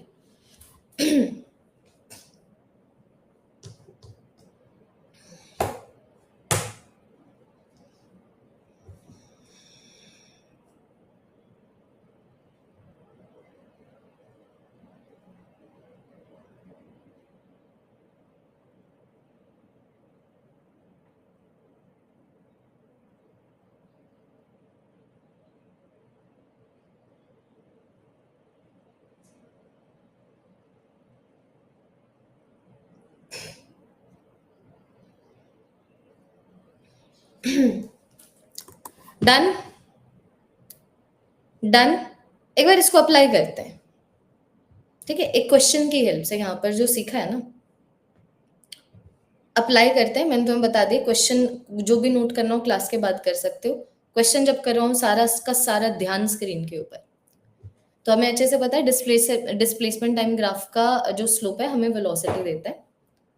तो मैंने तुम्हें क्वेश्चन ये दिया कि मान लो अगर ये है डिस्प्लेसमेंट, ठीक है, ये है टाइम और ये है graph. Question is, how is the velocity changing with time? Question is, how is the velocity v changing with time? तो इन्फॉर्मेशन फिजिक्स वाले मैंने तुम्हें दे दी, क्योंकि फिजिक्स तो अभी हम लोग कर नहीं रहे हैं। तो मैंने तुम्हें बता दिया कि इस ग्राफ का स्लोप वेलोसिटी देगा। तो बेसिकली तुमसे पूछा हुआ है कि इस ग्राफ का स्लोप टाइम के साथ कैसे चेंज हो रहा है। तो एक पहले वाला टाइम ले लो, तो ये मैंने पहले वाला टाइम ले लिया। फिर तुम ऐसा करो, दूसरे वाला टाइम ले लो, बाद वाला टाइम ले लो, ये मैंने बाद वाला टाइम ले लिया। अब इनके स्लोप को देखो। सबसे पहले अगर मैं फर्स्ट वाले पॉइंट की बात करूं, तो फर्स्ट वाले पॉइंट के लिए ये आ गया मेरे पास टेंजेंट, ये आ गया मेरे पास पॉजिटिव एक्स एक्सिस। एक मिनट, ये आ गया मेरे पास, सारा ध्यान स्क्रीन पे वरना मिस हो जाएगा, रिपीटेशन हो रहा है। ये आ गया पॉजिटिव एक्स एक्सिस। मैं देख पा रही हूं यहां पर स्लोप एंगल है ऐसा। तो for sure I can say कि पहले वाले पॉइंट के लिए, पहले वाले पॉइंट के लिए जो स्लोप है वो नेगेटिव है। अब मैं दूसरे वाले पॉइंट पे जाऊं, तो दूसरे वाले पॉइंट के लिए टेंजेंट है ये, और ये आ गया पॉजिटिव एक्स एक्सिस। तो स्लोप एंगल मेरे पास बनता है ये। तो मैं बोल सकती हूँ कि जो दूसरे वाला पॉइंट है दूसरे वाले पॉइंट के लिए भी स्लोप नेगेटिव है ना। तो मुझे अब सिर्फ ये देखना है कि ज्यादा नेगेटिव कहां पर है, कम नेगेटिव कहां पर है। तो स्लोप क्या होता है, dy बाई डी एक्स ना, कि x को चेंज करने से y कैसे चेंज हो। तो इस पॉइंट के लिए देखो ना, इस पॉइंट के लिए देखो कि हम x एक्सिस में छोटा सा चेंज लेके आ रहे हैं, y एक्सिस में कितना बड़ा चेंज आ रहा है।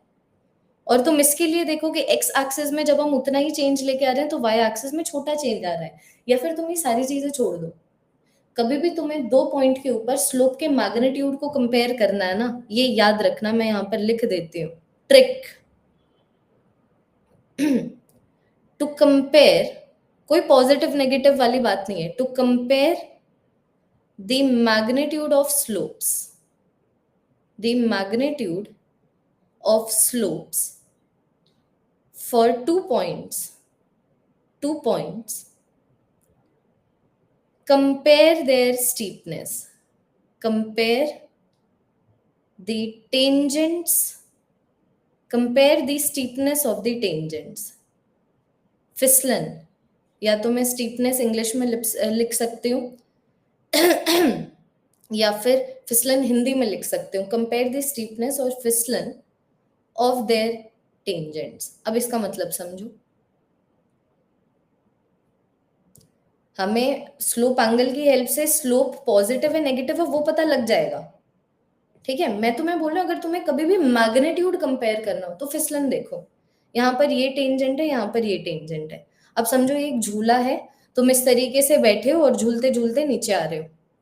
यहाँ पर झूला है, इसके ऊपर बैठे हो और इस तरीके से ग्रेविटी के साथ नीचे आ रहे हो। कहाँ पर ज्यादा चिल्लाओगे, जहां पर ज्यादा स्टीपनेस होगी वहां पर ज्यादा पेट में गुदगुदी होगी, वहां पर नीचे गिरोगे तो ज्यादा चिल्लाओगे। तो कहां पर ज्यादा चिल्लाओगे, यहाँ पर ज्यादा चिल्लाओगे ना।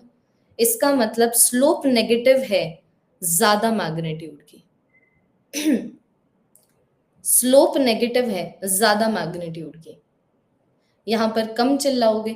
तो पॉजिटिव नेगेटिव तो एसोसिएटेड है स्लोप एंगल से, मैग्नीट्यूड के कंपैरिजन की बात कर रहे हो तो ऊपर वाले में मोर मैग्नीट्यूड क्योंकि ज्यादा चिल्लाना, नीचे वाले में लेस मैग्नीट्यूड क्योंकि कम चिल्लाना।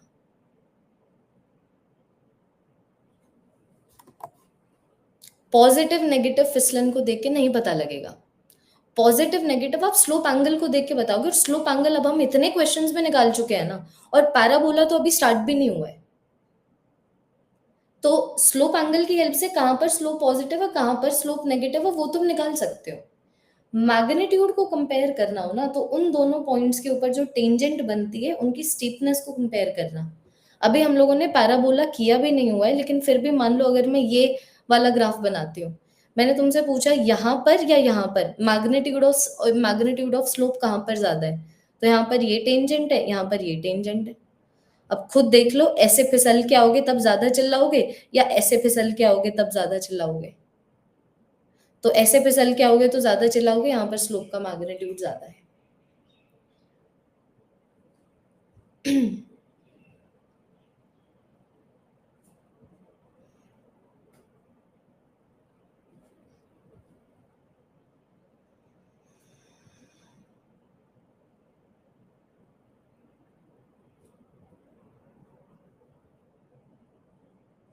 समझे।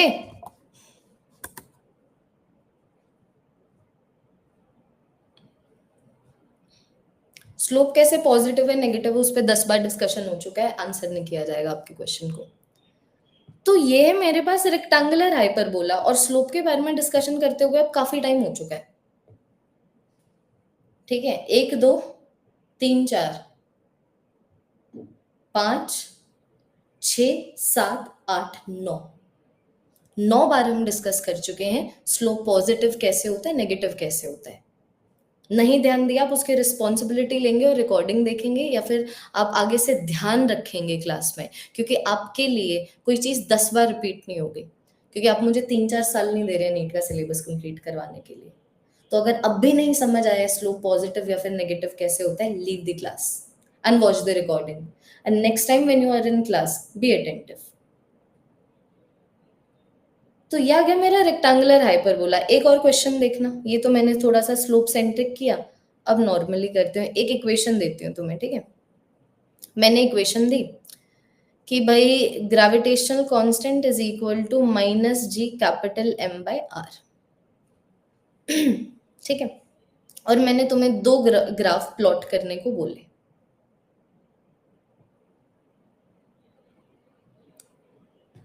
ये देखना, मैंने तुम्हें दो ग्राफ प्लॉट करने को बोले, एक इसके बीच में और इसके बीच में, और एक इसके बीच में और इसके बीच में। तो इक्वेशन तो सेम ही है ना, इक्वेशन तो सेम है, आप इक्वेशन को चेंज नहीं कर सकते। ग्राफ का मतलब होता है आपने क्या चॉइस ली है कि आप किनको कंपेयर करना चाहते हो। तो पहले वाले सिनेरियो में देखना, पहले वाले सिनेरियो में तुम वीजी और आर को कंपेयर करना चाहते हो, तो एक तो सबसे पहले नॉर्मल इक्वेशन लिख दो। ठीक है, नॉर्मल इक्वेशन लिख दो। ठीक है, ये आ गई मेरे पास नॉर्मल इक्वेशन। अब देखो किसको प्लॉट कर रहे हो, तो मैं कर रही हूं इसको और इसको प्लॉट। आ गई ना इनवर्स प्रोपोर्शनैलिटी। और अब की बार इनवर्स प्रोपोर्शनैलिटी कैसे आई है, इनवर्स प्रोपोर्शनैलिटी यहां पर आई है नेगेटिव में। ये देखिए यहां पर इनवर्स प्रोपोर्शनैलिटी आई है नेगेटिव में, तो रेक्टेंगुलर हाइपरबोला बनेगा या तो यहां पे या तो यहां पे। दूसरे वाले सिनेरियो में मैंने बोला इक्वेशन तो सेम ही है, अब इक्वेशन को तो चेंज कर ही नहीं सकते। इट इज अबाउट कि आप किसको प्लॉट करना चाहते हैं ग्राफ में। तो यहां पर मैंने तुम्हें बोला इसको और इसको प्लॉट करो। तो देखो इक्वेशन, इक्वेशन मेरे पास है Vg is equal to negative G M by R. ठीक है, तो मुझे यहाँ पर 1/r मैंने थोड़ा सा साइड में लिख दिया, क्योंकि मैं यहाँ पर Vg और 1/r को प्लॉट कर रही हूँ। तो मैं देख पा रही हूँ Vg is directly proportional to negative of 1/r। मैं यहाँ पर Vg और 1/r को प्लॉट कर रही हूँ, तो स्ट्रेट लाइन ग्राफ जिसका नेगेटिव स्लोप है। तो स्ट्रेट लाइन ग्राफ जिसका नेगेटिव स्लोप है बना दो।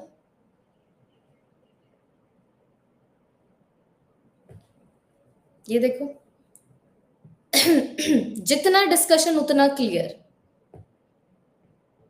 मैं ऐसे ऐसे डाउट्स तुम्हारे दिमाग में प्रोड्यूस कर रही हूं और उनको क्लियर कर रही हूं जो तुम्हारे दिमाग में खुद से आए भी नहीं थे। ये देखिए, what is the equation of the straight line graph, y is equal to M x plus c ना। तो यहाँ पर कुछ इंटरसेप्ट वगैरह तो है नहीं, तो मेरे पास इक्वेशन आ गई y is equal to M X अगर इंटरसेप्ट ना हो। y एक्सिस में मैंने vg ले लिया, x एक्सिस में मैंने 1/r ले लिया, तो तुम खुद देख लो स्लोप क्या है, slope is -1। Slope which is tan theta is -1। तो स्लोप एंगल तुम्हारे पास यहाँ पर कितना आ गया, स्लोप एंगल आ गया तुम्हारे पास 135 डिग्री। इसका मतलब ये वाला एंगल कितना है, ये वाला एंगल है 135 डिग्री।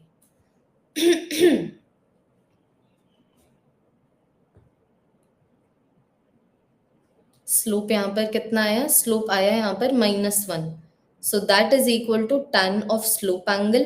तुम्हें पता लग गया ये एक ऐसा स्ट्रेट लाइन ग्राफ है जहां पर स्लोप एंगल की वैल्यू है 135 डिग्री। हर क्वेश्चन से ज्यादा समझ आना चाहिए, क्योंकि मैं अब सिर्फ रिपीट कर रही हूँ। I am only changing the questions. तुम देखो ऐसे ऑलरेडी हम लोग 5 क्वेश्चन कर चुके हैं, 1 2 3 4 5, जहां पर सेम इक्वेशन को देखे हम अलग अलग तरीके के ग्राफ बना रहे हैं। अभी 7 बार हो गया। हर क्वेश्चन में थोड़ा थोड़ा वेरिएंस, बट सेम कंसेप्ट को रिपीट करना।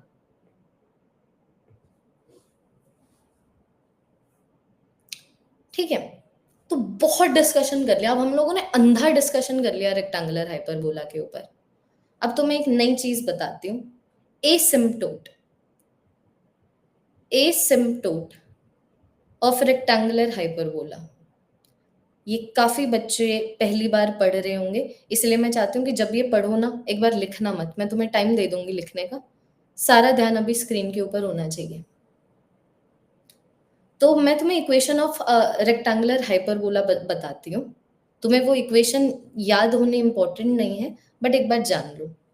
तो अगर मुझे इसकी इक्वेशन बतानी हो ना, इसकी इक्वेशन है X Y is equal to A multiplied by X plus Y. तो ए सिम्पटोट यहाँ पर ए है, तो समझना इस चीज का मतलब, कि मान लो अगर मैं फॉर एग्जांपल एक रेक्टेंगुलर हाइपरबोला बनाती हूँ इसको एक क्वेश्चन की हेल्प से कराऊंगी ना, ज्यादा क्लियर होगा कि एसिम्प्टोट दी आप करवाई क्यों रहे हो। तो मान लो मैंने तुम्हें बोला कि भैया ये है मेरे पास रेक्टेंगुलर हाइपरबोला। हर रेक्टेंगुलर हाइपरबोला के दो एसिम्प्टोट्स होते हैं, कि तुम देख पा रहे हो यहाँ पर इस तरीके से थोड़ा सा स्ट्रेट हो गया, तो पहला एसिम्प्टोट हो गया ये, this is the first asymptote. यहाँ पर ये ऐसे हो गया, तो तुम देख पा रहे हो यहाँ पर this is going to be the second asymptote.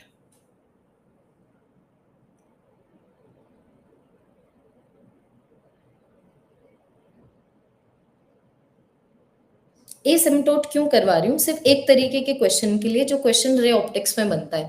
पहले लिखो, फिर मैं वो क्वेश्चन की हेल्प से एसिम्प्टोट तुम लोगों को थोड़ा सा और बताती हूँ।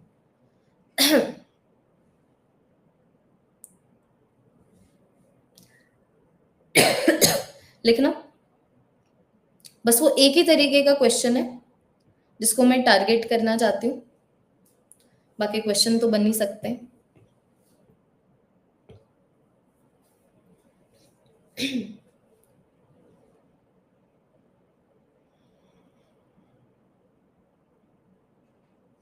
कौन सी ऐसी वाई एक्सिस की वैल्यू है जहां पर जिसके मतलब जहां पर एक्स एक्सिस की वैल्यू, मतलब कौन सी ऐसी वाई एक्सिस की वैल्यू है जो फिर जिसमें अगर थोड़ा सा चेंज भी ना है ना तो भी एक्स एक्सिस की वैल्यू चेंज होती जाएगी, या फिर कौन सी ऐसी एक्स एक्सिस की वैल्यू है कि जहां पर तुम उसको चेंज ना करो तो भी वाई एक्सिस की वैल्यू सिग्निफिकेंटली चेंज करती जाएगी।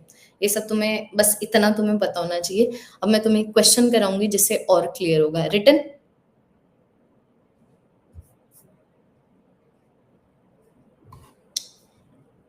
हाँ जी,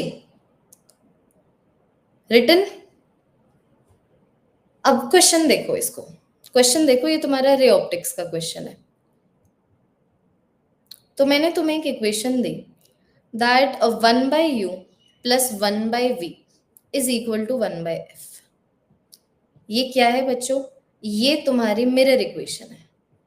बाकी फिजिक्स पे तो हम गए नहीं, तो तुम समझ लो कि ये मैंने तुम्हें एक इक्वेशन दे दी। ये मैंने तुम्हें एक इक्वेशन दे दी और फिर मैंने तुम्हें बोला कि तुम ऐसा करो, एक ग्राफ प्लॉट करो, दो ग्राफ्स प्लॉट करो। पहला वाला ग्राफ काफी इजी, दूसरे वाले ग्राफ में हम दिमाग लगाएंगे। तो पहला ग्राफ मैंने तुम्हें बोला, पहला ग्राफ प्लॉट कर दो 1/v और 1/u के बीच में। ठीक है, इसको मैं ऐसे डुप्लीकेट कर देती हूँ। और दूसरा ग्राफ मैंने बोला यहां पर कि तुम ग्राफ प्लॉट कर दो v और u के बीच में। इक्वेशन सेम ही है। ठीक है, तो पहले क्वेश्चन के ऊपर फोकस करते हैं। तो मैंने y एक्सिस में लिया है 1/v, y एक्सिस में लिया है मैंने 1/v, वो यहां पर आ गया। x एक्सिस में मैंने लिया है 1/u, वो यहां पर आ गया। तो मैं इसको थोड़ा सा रीअरेंज करूंगी, y एक्सिस को एक साइड पे लेके जाऊंगी, x एक्सिस को दूसरे साइड पे लेके जाऊंगी। तो मैं देख पा रही हूँ 1/v is equal to -1/u plus 1/f। ये आ गया जो मैंने y एक्सिस में लिया है, ये आ गया जो मैंने x एक्सिस में लिया है। तो तुम्हें स्ट्रेट लाइन इक्वेशन दिख नहीं रही? तुम्हें यहाँ पर स्ट्रेट लाइन इक्वेशन दिखनी चाहिए कि y is equal to mx plus c। तो अगर मैं y एक्सिस में 1/v ले रही हूँ, x एक्सिस में 1/u ले रही हूँ, तो इससे मुझे पता लग रहा है कि यहां पर स्लोप की वैल्यू हो गई -1 और इंटरसेप्ट हो गया 1/f। स्लोप की वैल्यू -1 का मतलब tan ऑफ स्लोप एंगल आ गया -1, तो स्लोप एंगल की वैल्यू होगी 135 डिग्री। तो ये एक ऐसा स्ट्रेट लाइन ग्राफ है जिसका जिसका नेगेटिव स्लोप है और वो y एक्सिस को 1/f पे इंटरसेक्ट कर रहा है। तो ये देखो, ये आ गया मेरे पास ग्राफ। नेगेटिव स्लोप खुद देख लो, नेगेटिव स्लोप ये आ गया 135 degree. Negative slope, intercept positive 1/f, so this is 1/f। Intercept क्या होता है? जहां पर straight line graph y axis को कट करे। अगर मान लो इसका नेगेटिव इंटरसेप्ट होता तो मैं ये ग्राफ बनाती,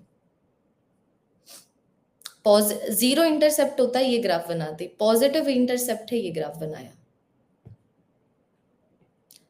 हर क्वेश्चन से कुछ उठा लो क्योंकि अब सिर्फ रिपीटेशन हो रहा है। I am only changing the questions. What I am doing, I am only changing the questions. तो ये हो गया मेरा स्ट्रेट लाइन ग्राफ। ठीक है, अब मैंने तुम्हें सेम इक्वेशन देके बोला और ये हम लोगों ने बनाया है कॉन्वेक्स मिरर के लिए। ये हम लोगों ने बनाया है कॉन्वेक्स मिरर के लिए। आई नो अभी तक हम लोग फिजिक्स में नहीं आए हैं। ये हमने बनाया है कॉन्वेक्स मिरर के लिए जिसकी एफ की वैल्यू पॉजिटिव होती है, तो इसलिए यहाँ पर 1/f पॉजिटिव में ही रहा है। बट कंसेप्ट पे ध्यान दो। अब दोबारा से हम लोग ये ग्राफ, दोबारा से हम लोग इसी इक्वेशन के लिए v और u के बीच में ग्राफ बनाएंगे। तो अब की बार मैंने इसको लिया है y एक्सिस में, इसको लिया x एक्सिस में, तो तुम देख पा रहे हो कि यहाँ पर तुम्हें इस इक्वेशन को थोड़ा सा तो अलग तरीके से लिखना पड़ेगा क्योंकि डायरेक्ट प्रोपोर्शनैलिटी तो कुछ दिख नहीं रही है। तो मैं इसको अलग तरीके से लिखूं तो ये मेरे पास आ गया u plus V divided by U V is equal to 1/f। तो मेरे पास आ गया u प्लस, तो मेरे पास आ गया uv is equal to f multiplied by u plus V. तो ये मेरे पास रेक्टेंगुलर हाइपरबोला की इक्वेशन होगी ना, X Y is equal to A multiplied by X plus Y. तो रेक्टेंगुलर हाइपरबोला तो बनेगा, एक ऐसा रेक्टेंगुलर हाइपरबोलेगा बोला बनेगा जिसका एसिम्पटोट पॉजिटिव एफ है।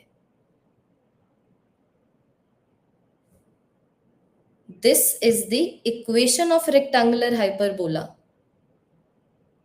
This is the equation of rectangular hyperbola जिसका एसिम्पटोट एफ है। तो एक एफ यहां पर ले लो, एक एफ यहां पर ले लो। ये देखो, ये इससे एसोसिएटेड स्ट्रेट लाइन, ये इससे एसोसिएटेड स्ट्रेट लाइन, बना दो रेक्टेंगुलर हाइपरबोला।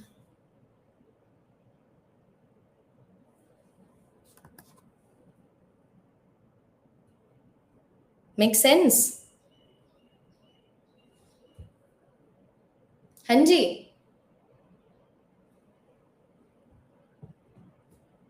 तो ये क्वेश्चन कभी कर ही नहीं पाओगे ना ऐसे क्वेश्चन अगर हम लोगों ने एसिम्पटोट नहीं पढ़ा होगा। और तुम लगा लो अब ऑलमोस्ट ग्राफ्स तुम्हारा खत्म हो चुका है। ठीक है, तो ये क्वेश्चंस कुछ हम लोगों ने जहां पर थोड़ा सा और फोकस किया है, ये नोट कर लिया था बच्चों तुम लोगों ने, ताकि अब मैं पैराबोला के ऊपर चली जाऊं। Have you noted this down? Ma'am पहले वाले क्वेश्चन में स्लोप के बारे में कहाँ बात की है? पहले वाले क्वेश्चन में ऐसे रोते रहते हो। कौन सा पहले वाला क्वेश्चन? स्लोप की कहाँ बात हुई है पहले वाले क्वेश्चन में? किस क्वेश्चन की तुम बात कर रहे हो?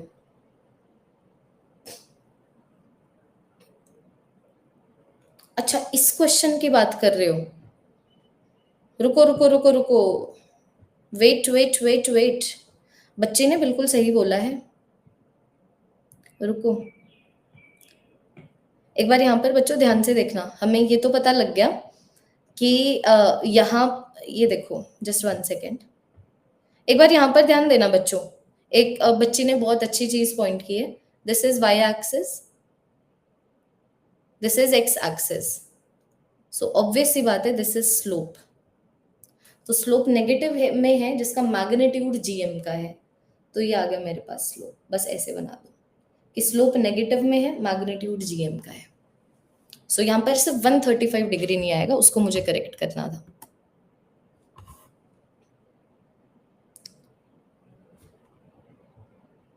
y is equal to M x plus c ना, तो इंटरसेप्ट तो यहाँ पर है नहीं, तो जब मैं y is equal to M X लिखूँ जो x के साथ मल्टीप्लाई हो रहा है वो ही स्लोप है। तो y एक्सिस में ये है, x एक्सिस में ये है, x एक्सिस के साथ जो मल्टीप्लाई हो रहा है वो स्लोप है। तो स्लोप यहाँ पर नेगेटिव जीएम आता है। यहाँ पर तुम देख लो, इसको y एक्सिस पे लिया, इसको x एक्सिस पे लिया, x एक्सिस के साथ जो मल्टीप्लाई हो रहा है दैट इज स्लोप ना। यहाँ पर स्लोप -1 आया, तो स्लोप एंगल मैं यहाँ पर निकाल सकती थी 135 डिग्री, वरना मैं उसको ऐसे ही लिख देती कि भाई है तो ऑब्ट्यूस ही। यहाँ पर हम डायरेक्टली निकाल सकते थे कितना ऑब्ट्यूस है। नहीं समझ आया, रिकॉर्डिंग देख लेना। तो ये हो गया बच्चों मेरा रेक्टेंगुलर हाइपरबोला। ठीक है, अब हम लोग चलते हैं हमारे लास्ट टॉपिक के ऊपर, और स्लोप के बारे में अब 11वीं 12वीं बार डिस्कशन होगा। जिनको अब भी स्लोप एंगल नहीं समझ आए हैं, बता चुकी हूँ, रिकॉर्डिंग आप देखेंगे या फिर अब की बार थोड़ा सा और ध्यान से सुनेंगे। कोई चीज 10-11 बार बता दी जाए तब तो फिर दिमाग में जानी चाहिए। थर्ड तरीके का ग्राफ जो तुम्हारे सिलेबस में है वो है पैराबोला, और फिर खत्म। अब पैराबोला होता है बच्चों जब डायरेक्ट प्रोपोर्शनैलिटी हो, कि जैसे कि मान लो मैं तुम्हें बोलूं x is directly proportional to y, x is directly proportional to y का square. Direct proportionality double power पे, डायरेक्ट प्रोपोर्शनैलिटी सिंगल पावर पे हो तो straight line graph, direct proportionality single power पे हो तो पैराबोला।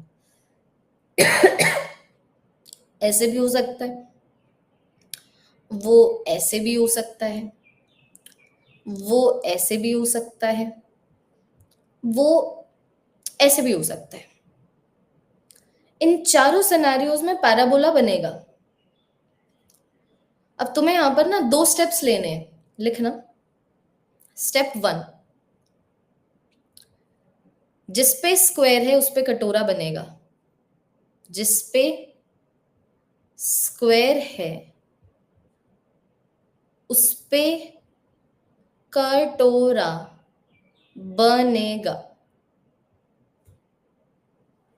ठीक है,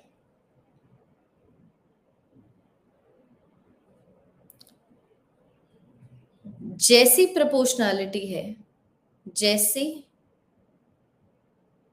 प्रपोर्शन, नहीं इसको कैसे लिखाऊं, दूसरे एक्सिस की तरफ ग्राफ बनेगा, की तरफ ग्राफ बनेगा। अगर वो पॉजिटिव है तो पॉजिटिव, नेगेटिव है तो नेगेटिव। इसको पहले एक बार जरा सा लिख लो, फिर मैं चाहती हूँ सारा ध्यान स्क्रीन के ऊपर रहे। 4 ही केसेस पॉसिबल हैं, चारों केसेस यहां पर करते हैं।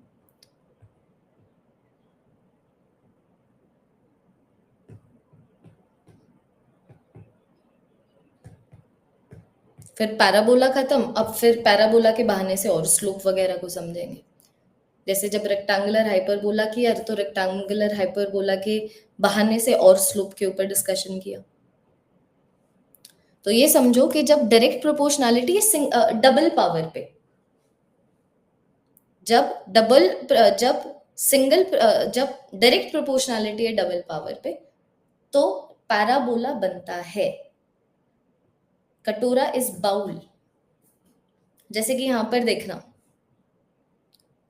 अब एक बार सारा ध्यान प्लीज स्क्रीन के ऊपर ले आओ।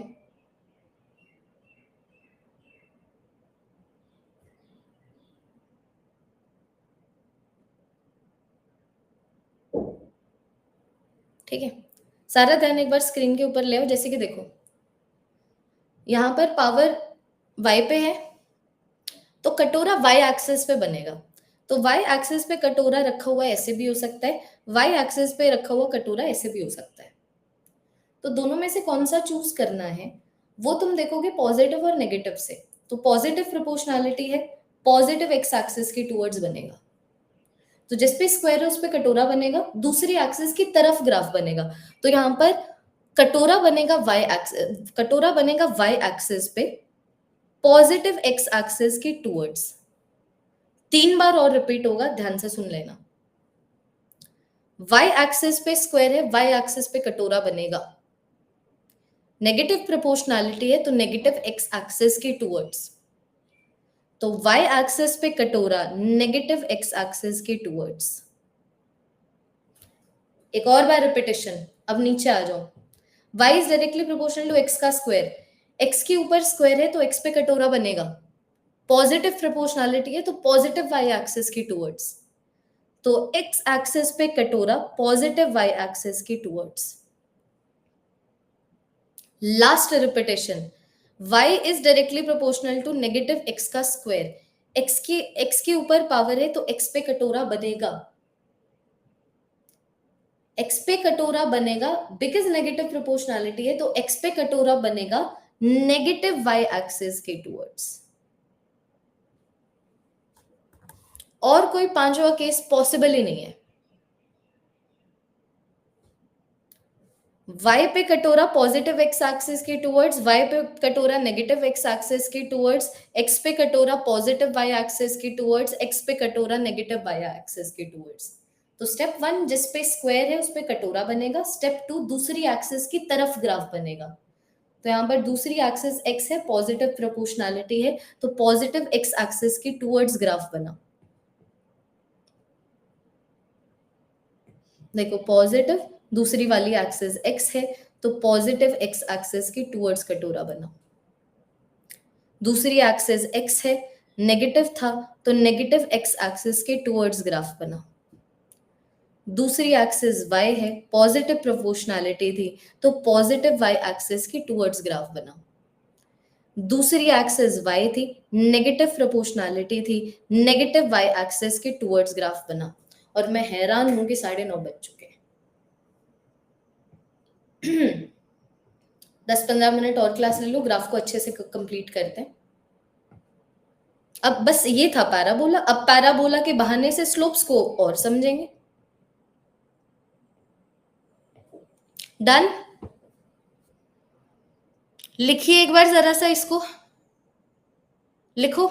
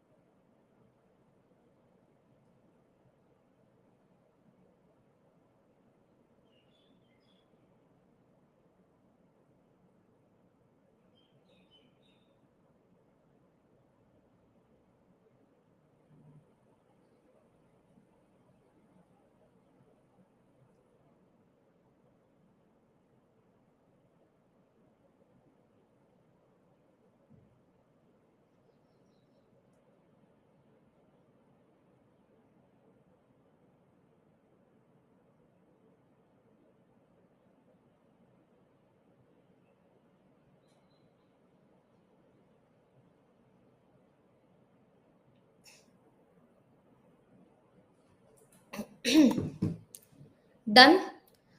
अब ये पैराबोला खत्म, अब आ जाओ, अब हम इसके बहाने से स्लोप्स वगैरह को देखते हैं। Late me give you one more question. ठीक है, क्वेश्चन वही जैसा पहले था, जस्ट 1 सेकेंड।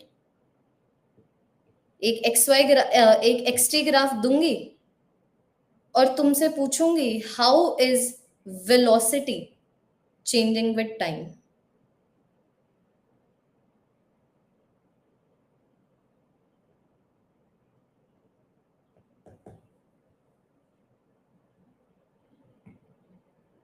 देखना, so how is the velocity changing with time, और आपके बाहर ग्राफ मैंने तुम्हें ये दे दिया। तो पैराबोला का तो बहाना है ना, बात तो स्लोप वगैरह की है, तो कोई भी 2 पॉइंट ले लो। मान लो पहला पॉइंट मैंने ये ले लिया, तो पहले पॉइंट पे टेंजेंट ऐसे बन रहा है। ठीक है, दूसरा पॉइंट मैंने ये ले लिया, दूसरे पॉइंट पे टेंजेंट ये बन रहा है। तो ये रहा पॉजिटिव एक्स एक्सिस, ये रहा पॉजिटिव एक्स एक्सिस। मैं देख पा रही हूँ यहाँ पर स्लोप एंगल ये है, मैं देख पा रही हूँ यहाँ पर स्लोप एंगल ये है। तो एक चीज तो तय है, चाहे मैं पहले वाले पॉइंट की बात करूं या दूसरे वाले पॉइंट की बात करूं, बिकॉज स्लोप एंगल एक्यूट है, तो मैं ये तो बता पा रही हूं कि यहाँ पर भी स्लोप पॉजिटिव है, यहाँ पर भी स्लोप पॉजिटिव है।